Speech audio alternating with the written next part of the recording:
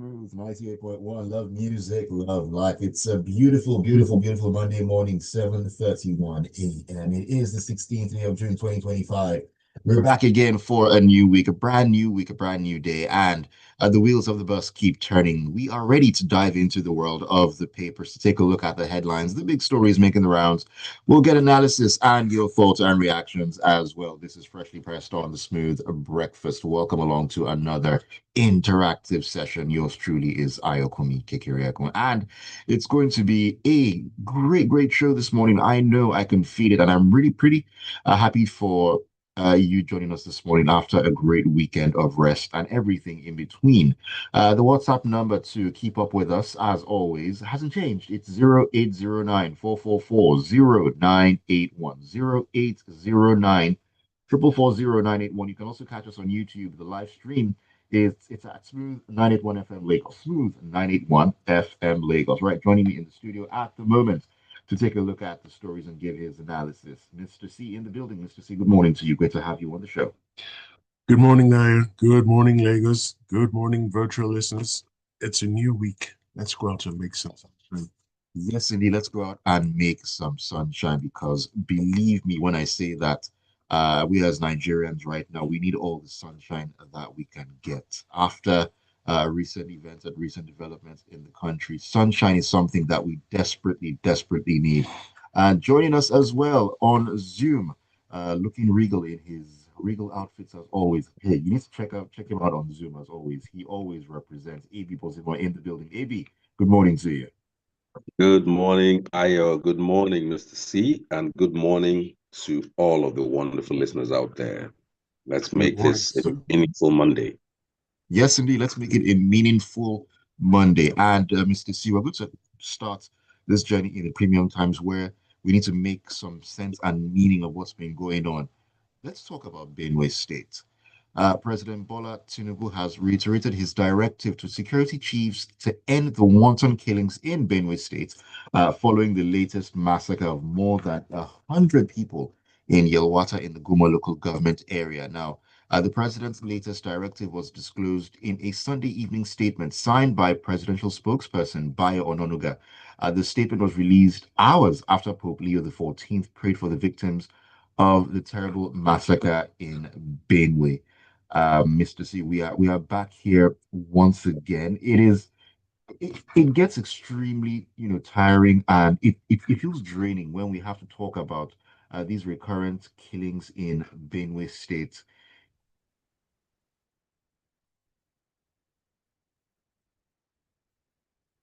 It is ridiculous at this point in time. It's beyond the realm to come on radio every other morning to talk about this particular issue and repeating the same thing over and over again.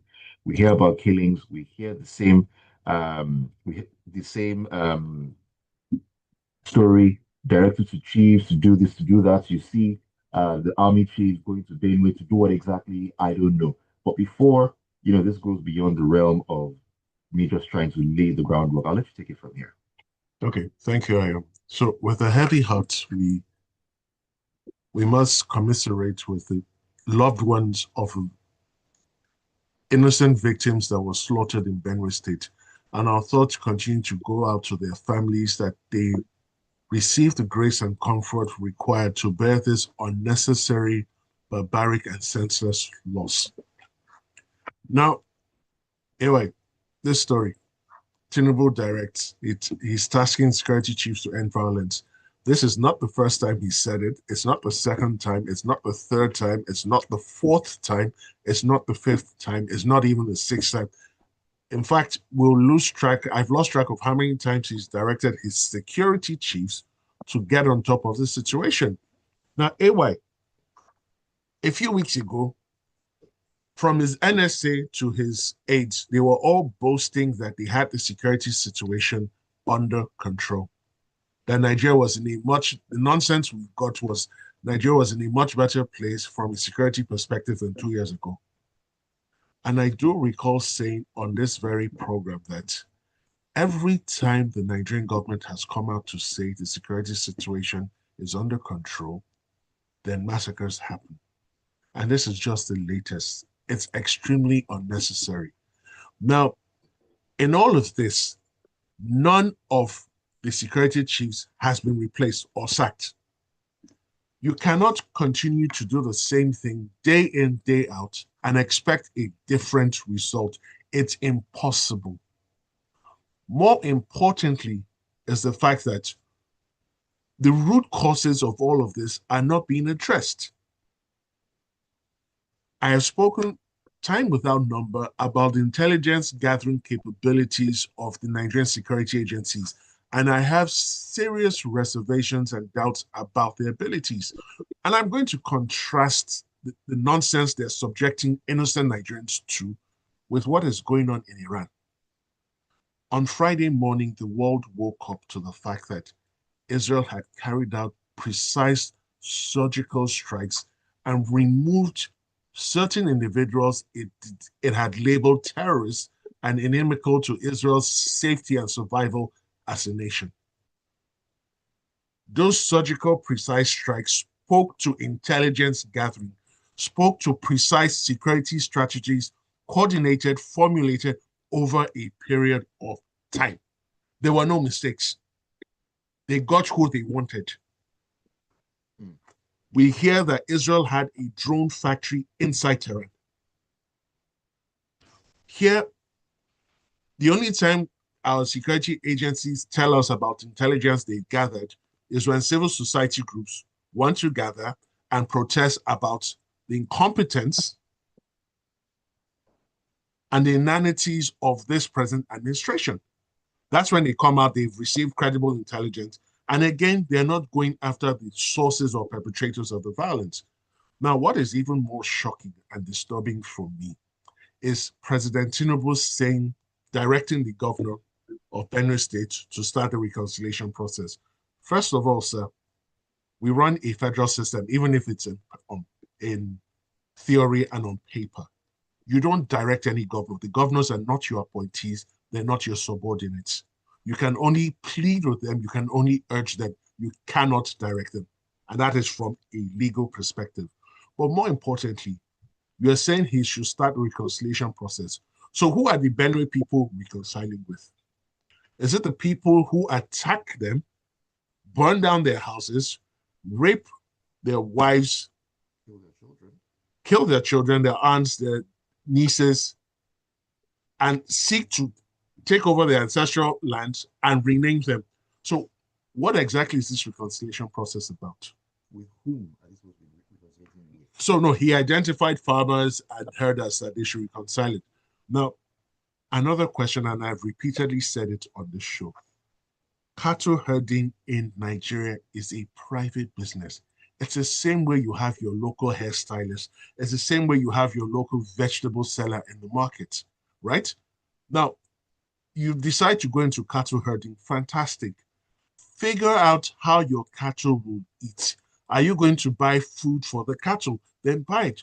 But this entitled mentality, some of these herders have, that their cattle are entitled to eat wherever they see food, even if the food belongs to a farmer who's growing it to survive, to sell to people in the market so he can get money to educate his children and eke out a decent livelihood. So it's really shocking that he's urging reconciliation. So someone comes to your house every morning, slaps you around, kicks you around, forces you to pound yam for him, forces you to make stew for him or cook soup for him, fresh soup. Then some elder now says, for it to stop, why don't you make peace with this aggressor? It's really painful to read things like this. And more lastly, it's very interesting that no state of emergency has been declared in Benue State. I've asked this question at different points. You would think that with the speed with which a state of emergency was announced in River State, they would announce a state of emergency here. Now, where are we going with all of this? I want to tie everything up now in one sentence. It is clear our security agencies, as presently constituted, cannot handle the matter. It is also pretty clear this present administration cannot handle the matter. What is the shame? What is wrong in asking for help? Go to countries where they dealt with these things so decisively and ask for help. For how long will we continue this way?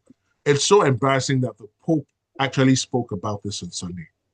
For the Pope to leave everything he's faced with to be discussing what should have been avoided in the first place is a big, big shame. It's embarrassing, it's traumatic, it's saddening, it's shocking.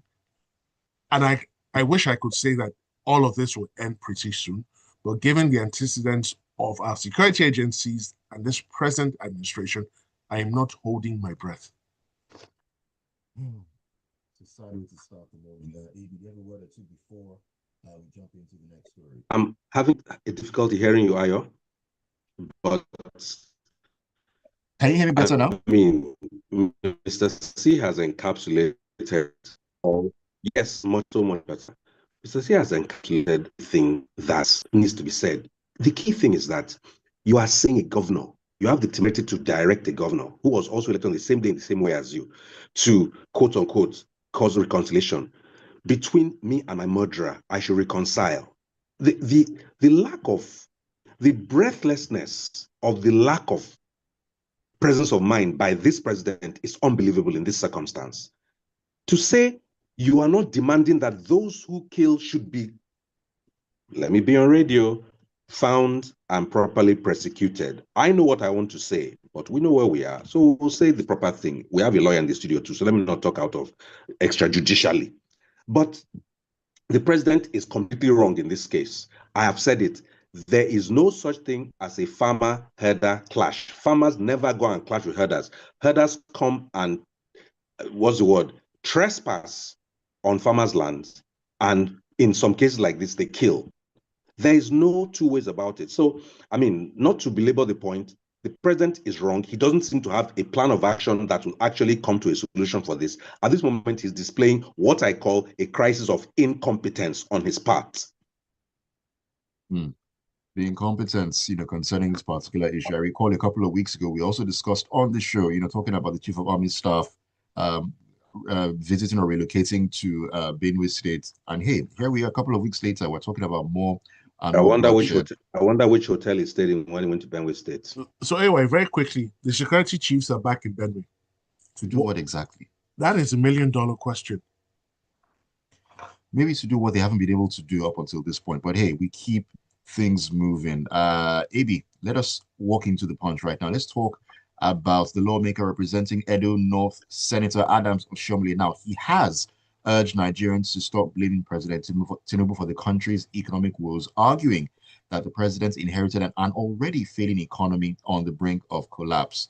He was speaking on Channels Television on Sunday. The ex-Edo State governor stated emphatically that Nigeria's economic challenges predate Tinubu's administration. Now, according to him, it would be both unfair and intellectually dishonest to hold the president solely responsible for the current hardships, as the economy was already in recession before the president actually took office.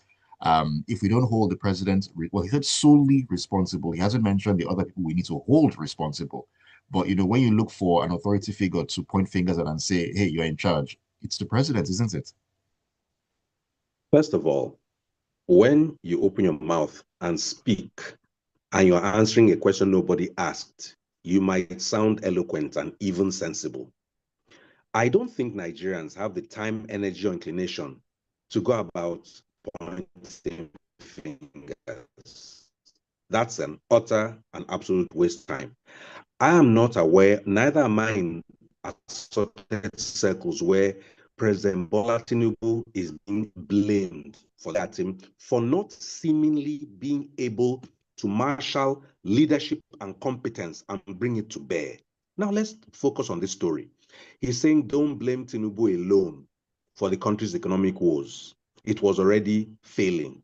I don't know why a senator with as much volubility as Adam Oshomole cannot say the word Buhari, because the person who he seemed to be blaming for the economic woes that predate Tinubu, according to him, was Buhari. Is it because he was partially even the party chairman during the Buhari years, and therefore would directly be part of the rot and the incompetence and the inability, and if you wanted to call it, part of those to blame for the country's economic situation, and then it's being cute by half to say, don't blame Tinubu. Tinubu was highly instrumental in enthroning the Buhari. And I notice he's very careful to correct the dates where he's talking about. He talks about how the economy was already in recession before Tinubu came in. What of before before Tinubu? Was the economy in recession? No. That is why he will start from just before 2023, May 29th, and make a whole lot of talk about it. He's making reference to some people's speeches. I just want to say this in summary. We don't care, as Stephen Smith would say. We want leaders who tackle problems and put solutions on the table that make the lives of Nigerians better.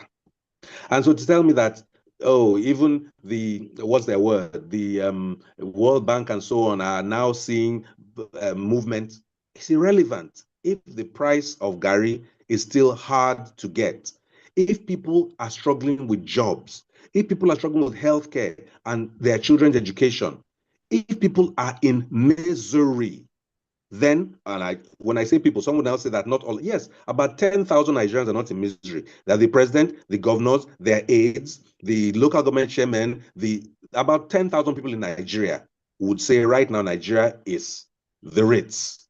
But the rest of regular, ordinary Nigerians are not enjoying this country right now. So you get up, you start talking about how the president not to be blamed. Nobody, I say it again. Even I don't blame the president for everything. You know me. I even give credit where I see credit. But I can say that as few and far between. And one of the first things he did that showed me that he had no sense of the times was hiring 49 underlings, out of who about 3 can be remembered by name. They are called ministers. They do absolutely little or nothing for the country, but there are 49 or so of them. What are they doing? Sit down, radio people, don't use Google. Name 10 ministers of Nigeria and give me what they have done. It's very hard to do. Yeah, there are 49 of them parading themselves around in the FEC meeting. Today is Monday. They'll be there again, drinking tea, doing what I don't know. And, at the end of the day, I'll just summarize with this. Nobody is sitting down to point fingers. We just want competent, able leadership that comes up with credible solutions that make Nigerians' lives better. Honestly, is that too hard to ask? No, it's not. Other countries in the world have taken on their country's challenges at the times when they're in leadership and they have moved forward. We are not unique in that regard. All right, let me take a couple of messages before we get back into the stories here. There's a lot of messages have lined up already. Taya in Aja says, my condolences to the victims. I'm surprised that Bayo Onanuga didn't counter the Pope on Benue killings, but the federal government was quick to console with Iran, Israel, India, and co. Governance in Nigeria is now by social media. Benue and Niger states are far, but when it's time for elections, they will be there in 30 minutes. Over the weekend, the Ministry of Agriculture issued a memo that its staff should come fasting to pray at the office. I don't know. Was that a confirmed? Yeah. Was it a confirmed memo? I swear, but I wasn't. No. So what they sure. said was it was just to improve employee morale and everything associated with it. Like, it wasn't meant as a solution. Team bonding. Yes. It wasn't meant as a solution to Nigeria's food security challenges. Yeah. The Titan says the police can now open tear gas on protesters, but can't swing into action to investigate these killings. There's so much. Ade in Lagos says, Abacha said, if insurgency lasts for 24 hours, the government knows about it. Look at the insecurity in the land. If you protest, the government will quickly send the police, army, and so on to stop your protest, whereas you have bandits and herdsmen killing people in Plateau, Ebonyi, and co. You can't see such security to protect the people, and that means the government is complicit and it doesn't have the political will because of the gains of the 2027 elections. Okay, let me take one more, and then Mr. C will jump back into the stories. Yeah, this is from Biomi. Animation. It says, so the governor of the state has no duty or responsibility. What has the governor done? The funds available to use in pushing the police to work is used for what? Does the president have to direct the governor before he acts? and you all focus on blaming the president. Information gathering starts with the indigents. What has everyone involved done? The Benue Commissioner of Police can legally follow directives from the state governor. Why wait? The governor is weak. So that's not exactly correct, and it's important we don't push out false narratives. The Commissioner of Police is a police employee who reports to the Inspector General of Police, not the governor. He takes his instructions from Abuja. He's appointed from Abuja. He's deployed from Abuja, and he can be redeployed from Abuja. It's very important we don't twist narratives to suit predetermined options. All right, let's get back into the stories here, Mr. C. Let's walk into the Daily Trust. Let's talk about APC. Some interesting things over the weekend. Now, there was chaos, reportedly, here at the meeting of the All Progressives Congress stakeholders in the Northeast on Sunday after Comrade Mustafa Salihu, National Vice Chairman of the ruling party in the Northeast, failed to mention the name of Vice President Kashim Shettima while endorsing President Tinubu for a second term. And this actually was a very interesting one. I mean, so much was said. This was obviously to endorse President Tinubu for a second term, but I mean, they come as a package, and the other part of the package, that's the Vice President Kashim Shettima, wasn't mentioned at all. So, is this fragmentation within the APC going into 2027? Probably disarray. Okay, very quickly. I'm not going to waste a lot of time on this story, but I'm extremely disappointed that they went on with this meeting, having known what happened in Benue with the massacre of over 100 Nigerians. It's extremely disappointing that this meeting still held. Now, moving on to this meeting, of course, what do you expect when Alawada season starts? So you have a group of comedians who meet, and then they're surprised that one of them is dropped and the other one continues. Now, the truth of the matter is the president, even when he was governor in Lagos, did not work well with the deputies. He had a deputy woman first term. He had a deputy man second term. Now, in the run-up to 2023, Ogbeni Aregbesola was literally his de facto number 2. All of a sudden, they no longer talk together. So I'm shocked and surprised that they are surprised that he wasn't mentioned. And at the end of the day, when it's all said and done, he reserves the right to select his running mates. So Shettima, you should have known all of this if you're an astute politician. But the drum beats have started. Alawada season is now open. Episode 1 has just ended. We look forward to the other episodes. Interesting episodes that come out each and every single time. All right, Avi, I want to talk about this particular matter concerning Dancing Finance. Mr. C, I'll tie this into another story that has to do with the petroleum sector.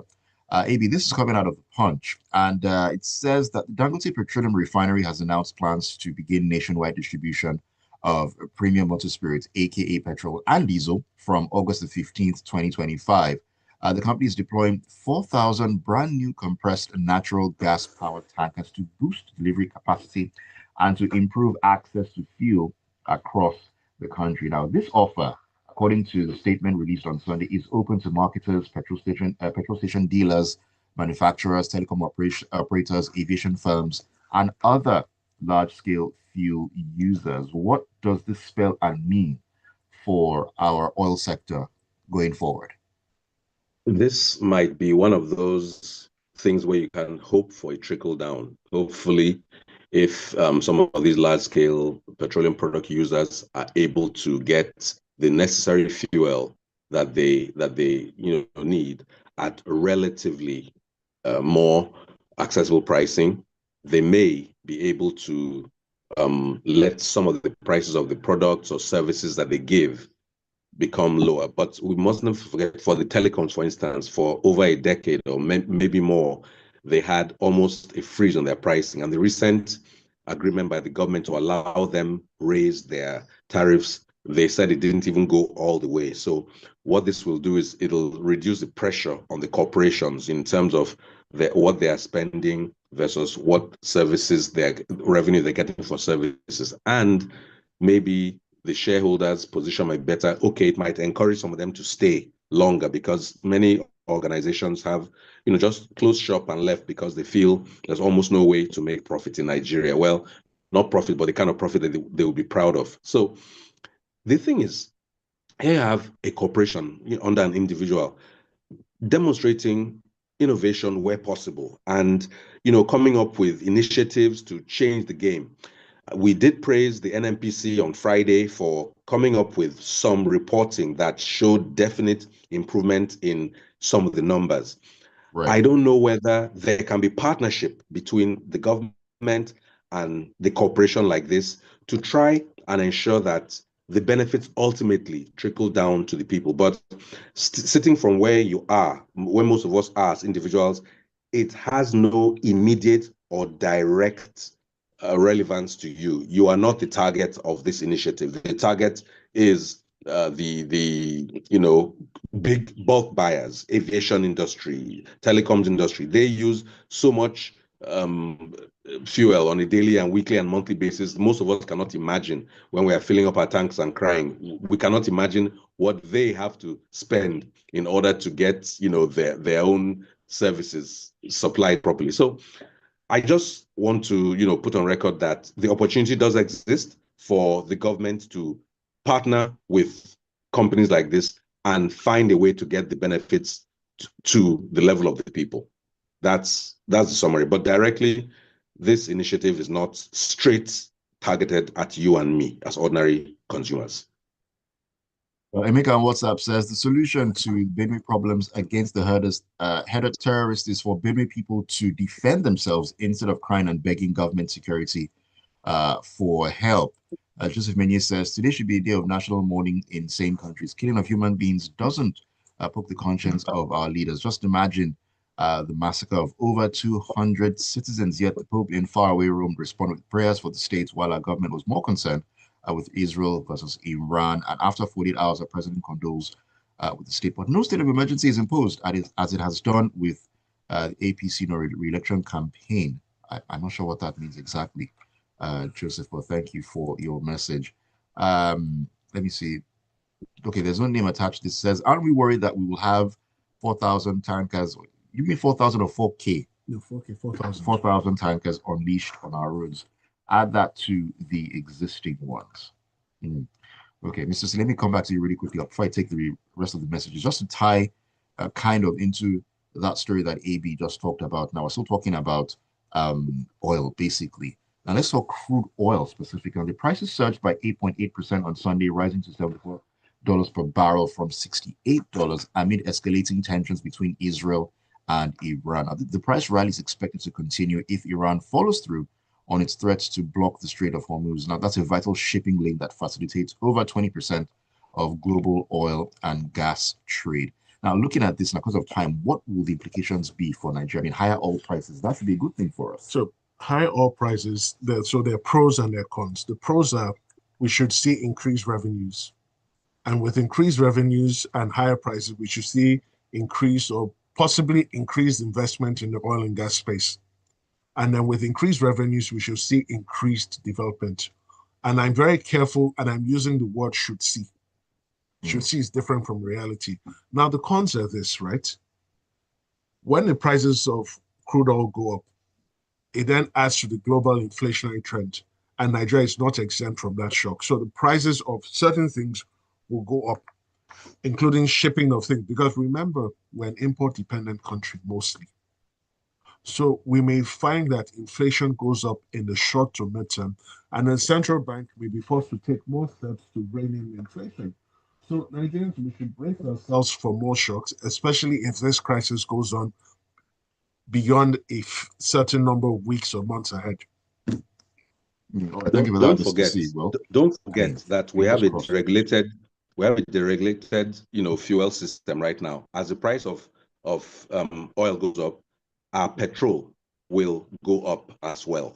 Thank you. Forget that. Very, very key. So not just oil, we may also see the price of gas go up because of global trends. So let's just have that at the back of our minds.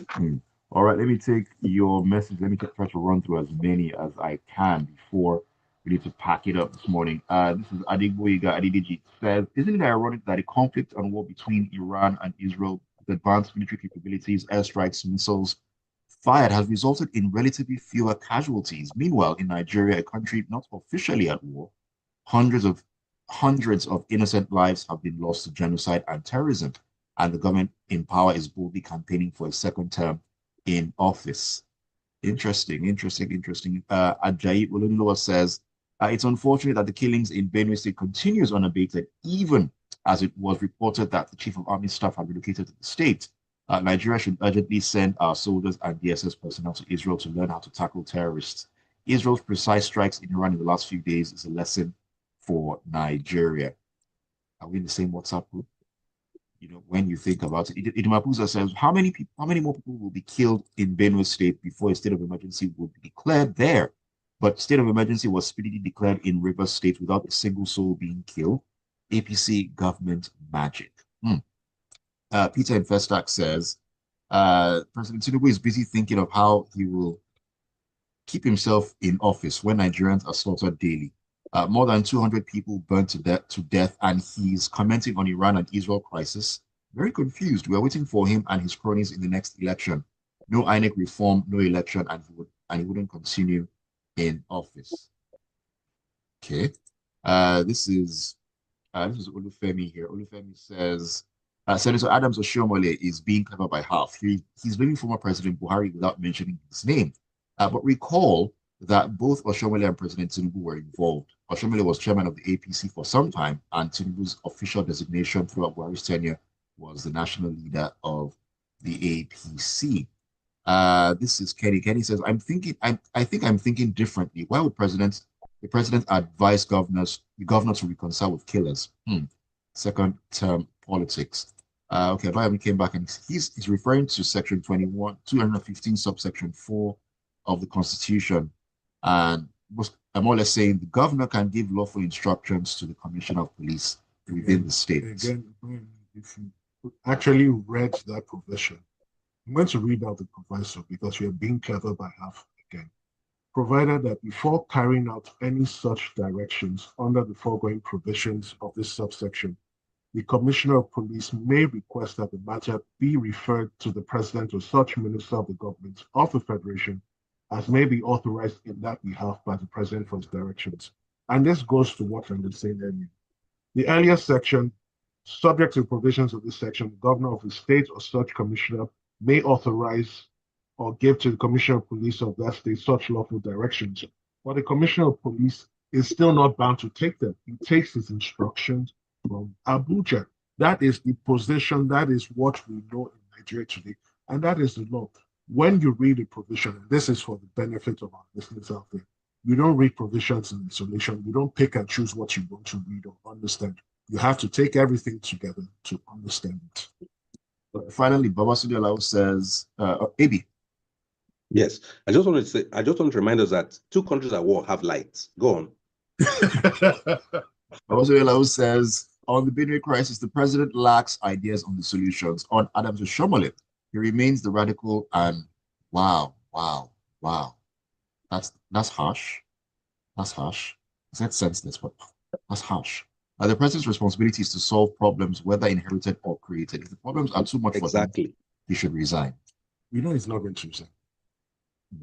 Well, we need to call it a morning. We need to, at the moment, to resign from the show right now in the present. We'll be back tomorrow morning for another edition of Freshly Pressed. Thank you all so much for joining us, sending your messages. Thank you so much to you, AB and Mr. C, for making it a meaningful Monday morning. Thank you, Ayo. Thank you, Mr. C, and thank you for all of the wonderful listeners who have the law at their fingertips and actually read and interpret it accurately. Okay, so Nigerians, listeners all over the world, please ignore the shenanigans and vanities of this administration. Let's just focus on doing the and may God bless our efforts. Amen to that. May God bless our efforts. Keep it tuned to the Smooth Breakfast this beautiful Monday morning. We're going to walk into the world of sports at 8:15. Tega will be in for all the fireworks and so much more.